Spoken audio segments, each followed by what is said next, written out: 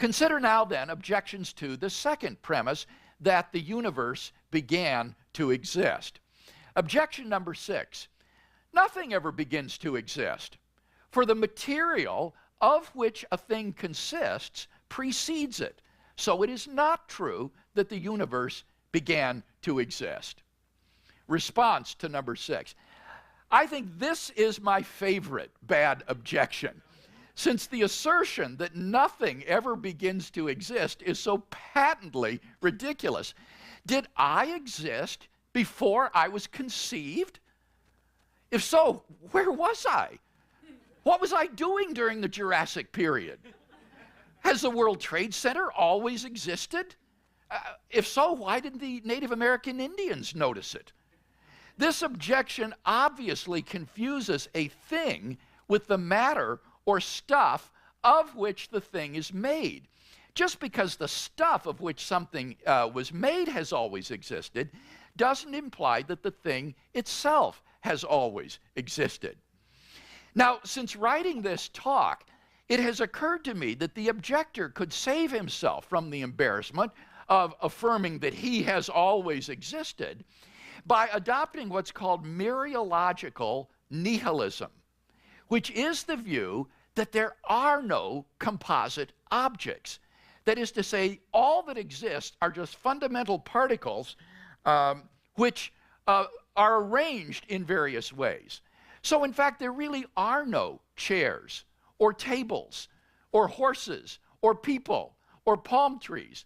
There are just fundamental particles which are arranged chair-wise or table-wise or people-wise. And so in denying that he ever began to exist, the objector isn't affirming that he's always existed. Rather, what he's denying is that he ever does exist. So in this case, the cure is really worse than the disease, because now instead of saying he has always existed, what the objector has to say is that he doesn't exist. The objector literally does not exist. Now, if that's the case, then it might make us wonder why we should bother responding to him if he doesn't exist. What this implies is that, in fact, nobody, literally nobody, has ever raised this objection, because there aren't any people. But this is surely absurd. Am I to believe, am I to affirm that I do not exist?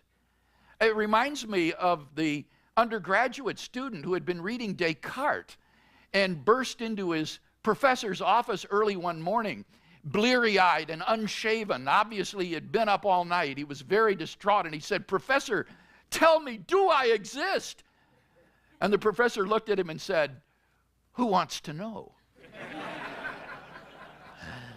The idea that one does not exist is surely metaphysically absurd. So that it seems to me that this is simply to jump out of the frying pan into the fire. Well, the serious point of this muddled objection, I think, is its presupposition that everything that begins has a material cause. But that claim is irrelevant to the truth of the two premises of the Kalam Cosmological Argument, and it would require proof in any case. Now, it is true, I think, that in our experience, material things do not begin to exist without material causes. So we do have the same sort of inductive evidence on behalf of material causation as we have for efficient causation. But if we have good arguments and evidence that the material realm had an absolute beginning preceded by nothing, this can override the inductive evidence. What we cannot reasonably say, I think, is that the universe sprang into being without either an efficient or a material cause, since being does not come from non-being. But there's no sort of metaphysical absurdity involved in something's having an efficient cause, but no material cause. I believe it was objection number 6, talking about the things don't actually come into existence. Yes. And you had given the possibility of the mereological nihilism.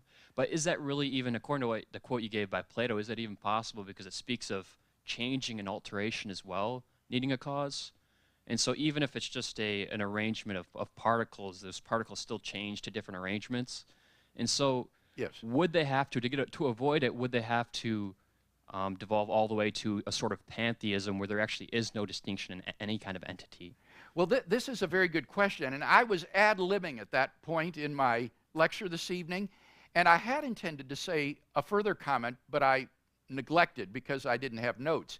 And that is, we can actually reformulate or rephrase the Kalam argument to meet the scruples of the mereological nihilist. And it would go like this. If fundamental particles arranged universe-wise begin to exist, they have a cause. Premise 2, the fundamental particles arranged universe-wise began to exist. 3, therefore, the fundamental particles arranged universe-wise have a cause. So you can simply reformulate the argument to meet the demands of the mereological nihilist, whose view in any case I think is absolutely mad. As I say, I at least exist, even if nothing else does. But we can rephrase the argument in such a way as to not assume that the universe is a composite object.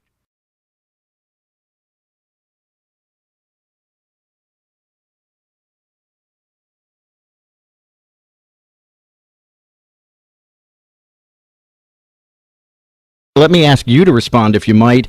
This notion that the components of the universe have always existed, all signs point to the universe always existing, and therefore we don't need a God. Yeah.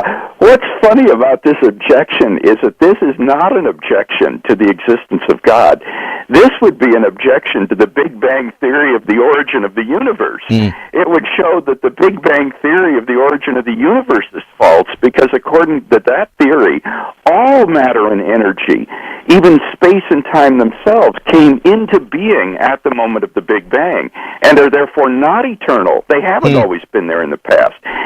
So if these fellows were right, all contemporary cosmologists who believe in the Big Bang theory of the origin of the universe would be contradicting the laws of thermodynamics, and that's hardly the case. Why?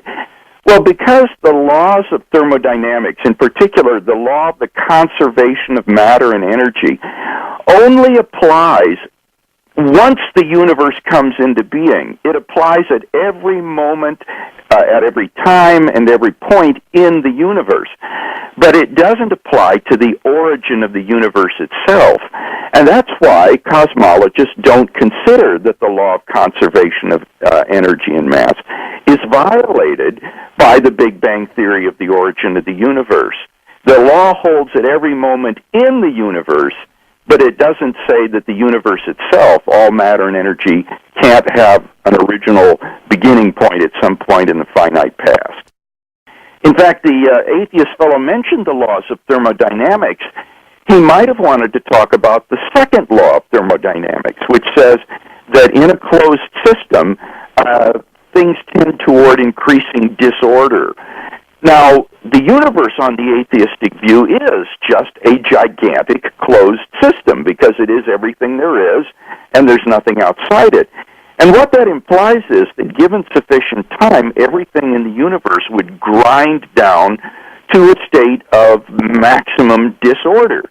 So if the universe has existed for infinite time from eternity past, why is it that we don't find ourselves in this sort of thermodynamically disordered state? I think that the best answer to that is that the universe has not existed forever. It began a finite time ago in a low entropy condition, and the thermodynamic clock has been running ever since then. So the evidence of thermodynamics itself suggests that the universe and matter and energy are not infinite or eternal in the past, but had an absolute beginning.